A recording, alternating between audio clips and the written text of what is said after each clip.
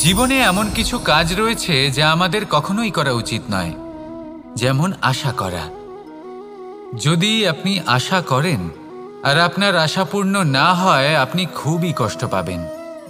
এবার আপনি যদি প্রতীক্ষা করেন, করতেই থাকেন, আর সেই ব্যক্তি যদি না আসে, তাহলেও খুব কষ্ট পাবেন। আর হলো তুলনা। আপনি যদি তুলনা করতে যান, তাহলে এটাই ভাববেন যে হয় আমি বা অন্য কোনো ব্যক্তি, এই দুজনের মধ্যে কোনো এক ব্যক্তি নিকৃষ্ট। আর এই ভাবনাটাই হলো অনুচিত। যদি আমরা কথা বলি সেই সব বিষয়ে যা আমাদের করা উচিত, যেমন পরীক্ষা। এই পরীক্ষা সবসময় আমাদের আরো সফল করে তোলে, আরো শ্রেষ্ঠ করে তোলে, আরো উৎকৃষ্ট করে তোলে। আসন্ন মহাসংগ্রামের জন্য আমাদের প্রস্তুত করে তোলে এই পরীক্ষা। তাই এই পরীক্ষার থেকে কখনোই পালাবেন না, এর সম্মুখীন হন। আর হলো কর্ম। কর্ম করা কখনোই বন্ধ করবেন না। তুলনা করার বদলে কর্ম করুন, প্রতীক্ষা করার বদলে কর্ম করুন, আর আশা করার বদলে কর্মই করুন। জীবন সফল হয়ে যাবে। দেখুন, সবার শেষে সত্যি বলতে এই কর্ম আর এই পরীক্ষা, এই দুই আমাদের জীবনকে সুখী করে তুলতে পারে। আসুন আর আমার সাথে ভালোবেসে বলুন, রাধা রাধা। মানুষ তার জীবনে শিক্ষা এবং প্রেম, এই দুই লাভ করে তার মাতা, পিতা এবং গুরুর কাছ থেকে। কিন্তু মানুষ সবথেকে বেশি ভালোবাসে নিজের মাতাকে, কারণ মাতা খুব নির্মল চিত্তে ভালোবাসে, শান্ত মনে আমাদের অন্তরে শক্তির সঞ্চার করে থাকেন, আমাদের উৎসাহ দেন, বলশালী করে তোলেন। ব্যাপারটা কিন্তু এমন নয় যে আমরা নিজেদের বাবা বা গুরুকে ভালোবাসি না, তাদেরকেও আমরা অত্যন্ত ভালোবাসি, শুধু ওনাদের কঠোর ব্যবহার দেখলে আমরা একটু ভয় পেয়ে যাই। এবার ওনাদের এই কঠোর ব্যবহার আমাদের ভালো না লাগলেও অত্যন্ত আবশ্যক, কারণ মাতার থেকে আমরা যে শক্তি লাভ করি তা যেন নিয়ন্ত্রণ হারিয়ে বিধ্বংসী না হয়ে ওঠে, আমরা যেন কোনো কুপথে না চলে যাই, আমরা কখনো যেন দোষ না করে ফেলি। শুধু সেই জন্য পিতা এবং গুরু একটু কঠোর হয়ে ওঠেন, এবং ওনাদের এই কঠোর আচরণ ভবিষ্যতে গিয়ে আমরা অবশ্যই বুঝতে পারি। জীবনে কিছু বছর আমরা এগিয়ে যাই আর তারপর আমরা বুঝতে পারি যে বাবা এবং গুরু আমাদের যথেষ্ট ভালোবাসতেন, কিন্তু ওনাদের ভালোবাসার বহিঃপ্রকাশ আলাদা। প্রয়োজনীয় হলো এটা দেখার, এটা বোঝার যে শুরু থেকে আমাদের প্রতি ওনাদের আচরণ কেমন ছিল। ওনাদের কঠোর হওয়ার পেছনে ওনাদের ভালোবাসাটা বোঝার চেষ্টা করুন, ওনাদের চিন্তাটা বোঝার চেষ্টা করুন, ওনাদের পথপ্রদর্শনের আড়ালে আপনার ভবিষ্যতের জন্য যে পরিকল্পনা ওনারা করেছেন সেটা বোঝার চেষ্টা করুন। তখন আপনারা বুঝতে পারবেন ওনাদের ভালোবাসাকে। আপনার মনের মধ্যে আপনা থেকেই ওনাদের প্রতি সম্মান জেগে উঠবে। নিজের পিতা এবং নিজের গুরু, এই দুজনের প্রতি কৃতজ্ঞতা প্রকাশ করুন আর আমার সাথে ভালোবেসে বলুন, রাধা রাধা। আমি অনেক সংখ্যক মানুষকে দেখেছি, তাদের কাছে অত্যাধিক জ্ঞান আছে, শিল্প আছে, ধন আছে, কীর্তি আছে, কিন্তু তারা এই সব কিছু নিজেদের কাছেই রাখেন, এই সমাজে বিতরণ করেন না। কারণ হলো ভয়। ওনাদের মনে হয় যে যদি আমি এই সব কিছু সমাজে বিতরণ করি, তাহলে সমাজ আমার শিল্প হোক, ধন হোক, জ্ঞান হোক, কীর্তি হোক, সব কিছু চুরি করে নিয়ে যাবে, আর তার বদলে আমি কিছুই পাবো না। এটা কিন্তু সত্য নয়। সত্য হলো এটাই যে যদি আপনি নিজেকে এই সংসারের প্রতি সমর্পিত করেন, তাহলে এই সংসার আপনার প্রতিও সমর্পিত থাকবে। আপনি শুধু ধন, জ্ঞান, কীর্তি, সম্মান পাবেন তাই নয়, বরং এই সমাজ আপনাকে নিজের চোখে হারাবে, মনের মধ্যে স্থান দেবে। তাই এই ভয় ত্যাগ করে দেখুন কিভাবে এই সমাজ আপনাকে প্রেম সমর্পণ করে। আসুন আমার সাথে ভালোবেসে বলুন, রাধা রাধা। জীবন কিসের উপর নির্ভরশীল? ধনের ওপর, বৈভবের ওপর, নিঃশ্বাসের ওপর? না, এই জীবন নির্ভরশীল বিশ্বাসের ওপর। বিশ্বাস নিজের ওপর, বিশ্বাস আমাদের আপনজনের ওপর। কিন্তু যখন এই বিশ্বাস ভেঙে যায়, তখন মানুষের মনও ভেঙে যায়, আর তারপর সে অন্য কিছু করতেই পারে না। তখন কি করা যেতে পারে? তিনটে কাজ আছে যা আপনি করতে পারেন। প্রথম, ভালোবাসা। যাকে আপনি ভালোবাসেন, যারা আপনাকে ভালোবাসে, ভুল যারই হোক না কেন, তার কাছে ক্ষমা চাইতে কখনোই সংকোচ বোধ করবেন না। দ্বিতীয় হলো বিশ্বাস। যারা আপনাকে ভালোবাসেন, আপনাকে বিশ্বাস করেন, তাদের বিশ্বাস কখনো ভাঙবেন না। তৃতীয় হলো আশা। যারা আপনাকে ভালোবাসেন, আপনাকে বিশ্বাস করেন, তাদের আশা আপনার সাথে জড়িত। তাদের থেকে কখনো কিচ্ছু লুকোবেন না। এই তিনটে কাজ করুন আর এই জীবন সুপ্রসন্ন হয়ে বলবে, রাধা রাধা। মানুষের জীবনে দুই ধরনের আবেগ থাকে যা চিরকাল তার সাথে বসবাস করে। প্রথম, স্বপ্ন। দ্বিতীয়, অজুহাত। মানুষ হাজার হাজার স্বপ্ন দেখতে পারে। আমাকে এই কাজ করতে হবে, আমাকে ওখানে ঘুরতে যেতে হবে, আমায় জীবনে এই অসম্ভব কাজ বাস্তবায়িত করে দেখাতে হবে, আদি ইত্যাদি।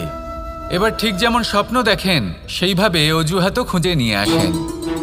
আমি এই স্বপ্ন পূরণ করতে পারলাম না, কারণ আমাকে কেউ সাহায্যই করল না, কারণ আমি দুর্বল হয়ে পড়েছিলাম, কারণ আমার কাছে সময়ই ছিল না, আদি ইত্যাদি। এবার সাফল্য এবং অসফলতার মাঝখানে এই ধরনের সংঘর্ষ হতে থাকে। সাফল্য তখন লাভ করা সম্ভব যখন আপনার স্বপ্ন আপনার অজুহাতের থেকে অনেক বড় হয়, আর অসফলতা তখন পাবেন যখন আপনার অজুহাত আপনার স্বপ্নের থেকে অনেক বড় হয়। আপনি যদি সাফল্য লাভ করতে চান, তাহলে চেষ্টা করতে থাকুন, পরিশ্রম করুন। যদি অসফল হন, তাহলে ভয়ভীত হওয়ার কোনো প্রয়োজন নেই। নিজের ভুল বুঝুন, তাকে শুধরে নিন, আবার চেষ্টা করুন। কিন্তু যদি নিজের জীবনে অজুহাত নিয়ে আসেন, তখন স্বপ্ন কখনো পূরণ হবে না। আসুন আমার সাথে ভালোবেসে বলুন, রাধা রাধা। ভয়ের সাথে আমরা সবাই পরিচিত, কষ্টও আমরা সবাই পেয়েছি। কখনো কখনো আমরা অসুস্থ হয়ে পড়ি, আর এমন সময় হলে মাতার মমতা, কখনো বাবার স্নেহ, কখনো বন্ধুদের পাশে থাকার অনুভূতি আমাদের রোগ নিরাময়ে সাহায্য করে। কখনো যদি আমরা নিরাশ হয়ে পড়ি, তখন যদি আমাদের কোনো আপনজন আমাদের দুটো ভালো কথা বলে, তখন আমাদের মনোবল বেড়ে যায়। ঠিক তেমন সংসারের এই রঙ্গমঞ্চে যদি আপনি পীড়িত অনুভব করেন, কিছু শুভ কথা আলোচনা করুন, কিছু স্তুতি গান করুন, কিছু মুহূর্তের জন্য হলেও নিজের ইষ্টদেবের কথা স্মরণ করুন আর প্রার্থনা করুন।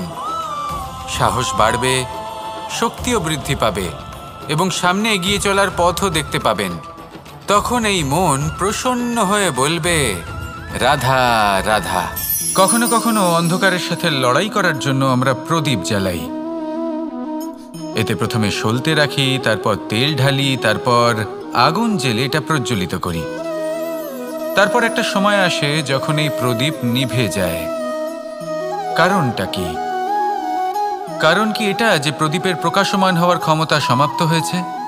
না, এই যে আগুন আমরা দেখতে পাচ্ছি, এই আগুনের জন্য যে শক্তির প্রয়োজন হয় তা আসে এই তেল থেকে। যদি এই তেল সমাপ্ত হয়ে যায়, তাহলে এই প্রকাশ তাও সমাপ্ত হয়ে যায়। আর আমাদের জীবনে এই তেল হলো আমাদের কর্ম, আর এই আগুন আর এর দ্বারা উৎপন্ন হওয়া প্রকাশ আমাদের ভাগ্য।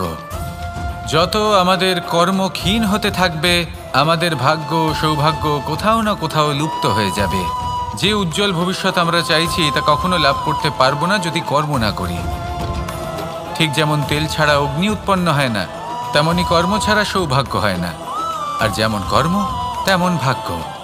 তাই সবসময় কর্ম করতে থাকুন, কর্ম করা থামাবেন না। আর আমার সাথে ভালোবেসে বলুন, রাধা রাধা। জীবনে তিনটি বিষয় আছে, তিনটি বস্তু আছে, তারা যেন আপনাকে কখনো বশে না করে নিতে পারে। প্রথম হলো ধন।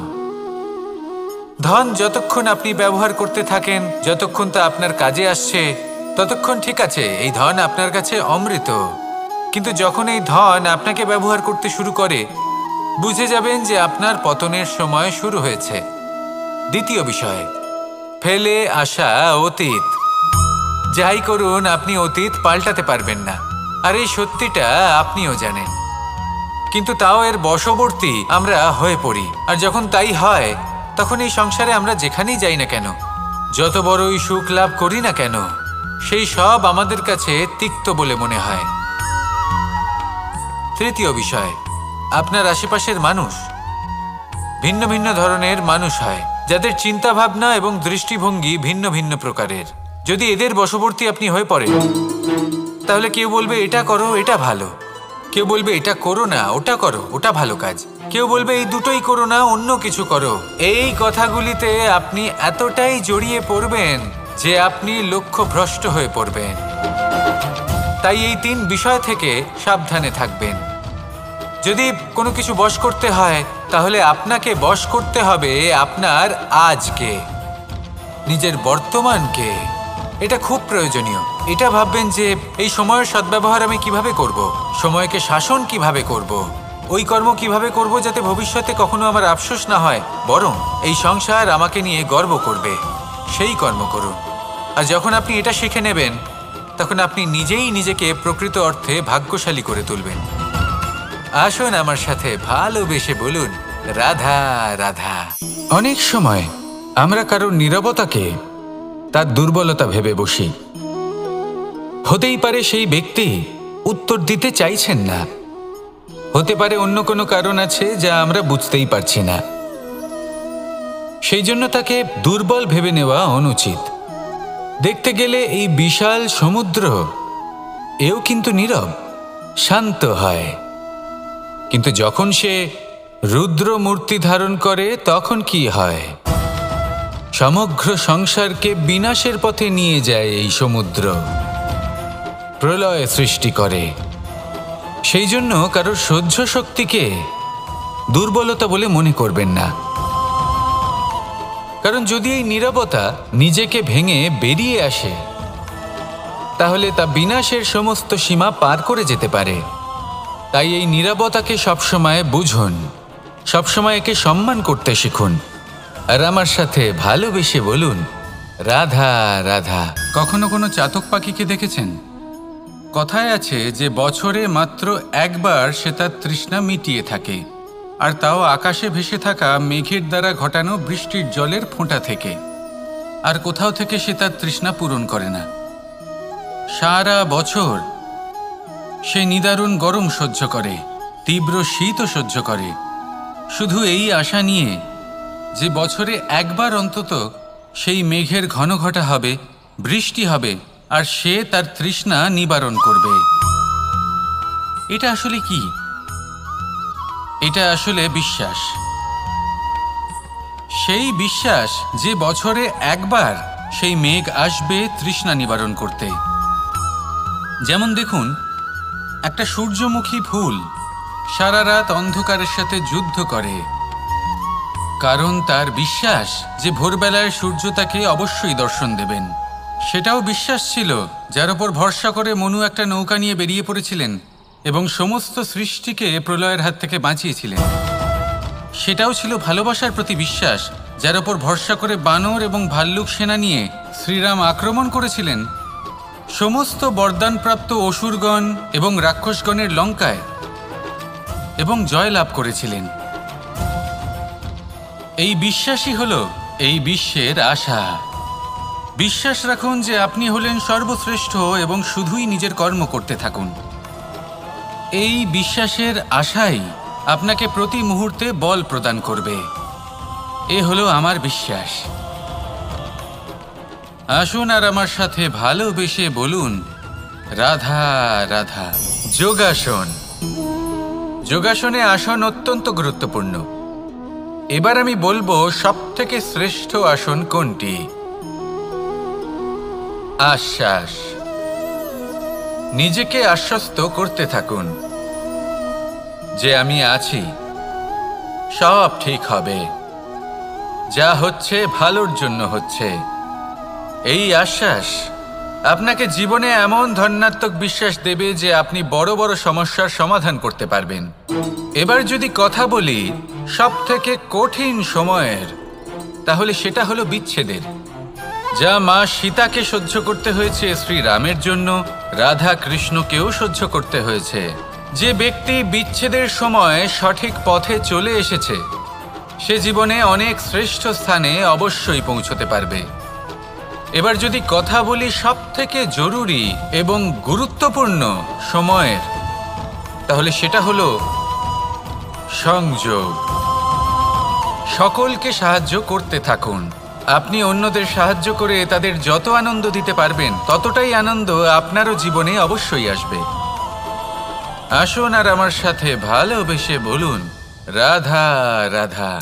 সংসারে সকলে উঁচুতে উঠতে চায়, কেউ নত হতে চায় না। সবাই এটা মনে করে যে নত হওয়ার অর্থ হলো তাদের আত্মসম্মান এবং অহংবোধের বিরুদ্ধাচরণ করা। তাদের মনে হয় যে যদি আমরা নত হই সংসার আমাদের দুর্বল মনে করবে, তাদের শৌর্য এবং তাদের ব্যক্তিত্বের অপমান হবে। কিন্তু এটা কি সত্যি?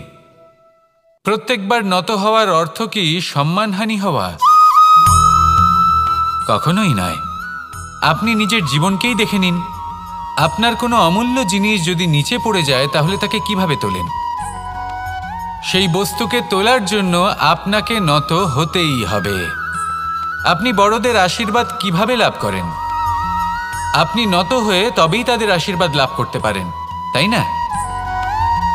ভেবে দেখুন, আপনি একটা পথে হাঁটছেন, আপনি দেখতে চাইছেন যে আপনি সঠিক পথে হাঁটছেন কিনা, পায়ের নিচে কাঁটা পড়ে আছে কিনা। কিভাবে দেখবেন? আপনাকে সেই মাথা নত করেই দেখতে হবে। এর অর্থ কি? অর্থ খুব সহজ। প্রত্যেকবার নত হওয়া অনুচিত নয়, সেটা কোনোভাবেই সম্মানহানি নয়। পরিস্থিতি অনুসারে এবং যেখানে প্রয়োজন আপনি নত হতে শিখে গেলে আপনি অনেক কিছুই লাভ করতে পারবেন। জ্ঞান, মান, গুণ, বিশ্বাস। সেই জন্য প্রয়োজন এবং পরিস্থিতি অনুসারে নত হতে শিখুন, এতে অনুচিত কিছুই নেই। আত্মসম্মান থাকা অত্যন্ত প্রয়োজনীয়, কিন্তু তা যেন কখনো অহংকারে পরিণত না হয়। এই বিষয়ে অবশ্যই নজর রাখবেন এবং আমার সাথে ভালোবেসে বলবেন, রাধা রাধা। আমাদের জীবনে অনেক ধরনের ব্যক্তি এসে থাকেন। কেউ কেউ আমাদের সাথে থেকে যান, কেউ আমাদের থেকে দূরে চলে যান। কেউ ভালো মানুষ হন, কেউ খারাপ মানুষ। কিন্তু আমরা সবসময় সেই সময়টাকে নিয়ে দুঃখ প্রকাশ করি যখন আমাদের জীবনে কোনো খারাপ ব্যক্তি প্রবেশ করেন। তারা আমাদের খারাপ অনুভূতি দেন, দুঃখ দেন, কষ্ট দেন। আমরা সবাই তাকে ভালো মন্দ কথা বলি। কিন্তু কেন? এমন বিভিন্ন ধরনের মানুষ, খারাপ মানুষ, ভালো মানুষ সবার জীবনেই আসেন এবং সকলকেই একটা অমূল্য শিক্ষা দান করে যান। এবার আপনি নিজেই ভেবে দেখুন, জীবনে যখন প্রথমবার আপনি আগুন স্পর্শ করেছিলেন তখন আপনি একটা শিক্ষা লাভ করেছিলেন যে আমাকে আগুনের থেকে একটু দূরে থাকতে হবে। তারপর আস্তে আস্তে আপনি শিখলেন যে কিভাবে এই আগুনকে নিয়ন্ত্রণে রাখতে হবে। তারপর আপনি শিখলেন যে কিভাবে নিজের জীবনে তাকে প্রয়োগ করতে হবে, তা সে অন্ধকারে প্রকাশ লাভ করার জন্য হোক বা খাবার বানানোর জন্য। সেইভাবেই কোনো খারাপ ব্যক্তি যখন আপনার জীবনে আসে কোনো শিক্ষা দিয়ে যান, তার প্রতি কৃতজ্ঞ থাকুন। তার বিষয় খারাপ ভাবার বা খারাপ অনুভূতি নিয়ে থাকার কোনো প্রয়োজন নেই। সেই শিক্ষা লাভ করুন, ইতিবাচক মনোভাব নিয়ে জীবনের সামনে এগোতে থাকুন। কেউ নেই যিনি আপনাকে বাধা দিতে পারেন। আসুন আমার সাথে ভালোবেসে বলুন, রাধা রাধা। অনেক সময় আমরা জীবনে অনেক মানুষকে এমন বলতে শুনে থাকি যে আমি অসফল হয়েছি কারণ আমার সময় ভালো যাচ্ছিল না। আমি এই জিনিসটা লাভ করতে চাইছিলাম কিন্তু করতে পারলাম না কারণ আমার সময়টা ভালো যাচ্ছিল না। আমি আমার জীবনে ওই মহান কাজটা করতে চাইছিলাম কিন্তু করতে পারলাম না। কেন? কারণ আমার সময়টা ভালো যাচ্ছিল না। কিন্তু যে মুহূর্তে ভালো সময় আমার জীবনে আসবে আমি সব কিছু প্রাপ্ত করব। এমন প্রায় প্রত্যেকেই বলেন। আসুন একটা কথা বোঝা যাক। একজন মালিকে দেখুন, সে প্রত্যেক দিন গাছের সেবা করে, তাকে জল দেয়, তার যত্ন আত্তি করে। কেন? প্রত্যেক দিন সেই গাছ ফল দেয় না। সঠিক সময় এলে তবেই সেই গাছ ফল দেয়, কিন্তু প্রত্যেক দিন মালি তার সেবা করে, তাকে